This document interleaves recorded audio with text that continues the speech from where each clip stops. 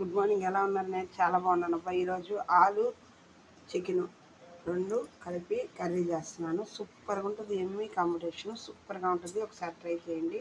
Okay, పెట్టుకొని లవంగా చెక్క ముక్క వేసుకొని ఆయిల్ పోసుకొని ఎర్రగడ్డలు వేసుకొని ఎర్రగా వేసుకోవాలి. ఎర్రగడ్డలు ఇప్పుడు టమోటా ఉల్లగడ్డలు వేగాయి కదా ఫ్రెండ్స్. తర్వాత అల్లం పేస్టు, చికెన్ మసాలా పొడి, గరం మసాలా అన్నీ వేసుకొని ఉడకబెట్టి పెట్టుకున్నాం కదా. ఈ చికెన్ దాంట్లో పోసేయాలి.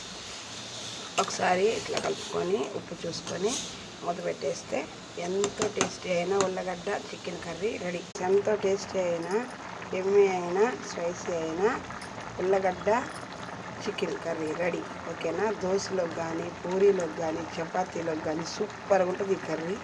ఇలా ఒకసారి చేసి చూడండి. చాలా ఎమ్మి టేస్ట్ ఉంటుంది. ఓకేనా ఫ్రెండ్స్? ఇలా ఆయిల్ పైకి తీయలేక దించేసుకోండి ఫ్రెండ్స్. ఓకేనా? ఓకే ఫ్రెండ్స్, నా వీడియోస్ మీకు నచ్చినట్టయితే లైక్ చేసి షేర్ చేసి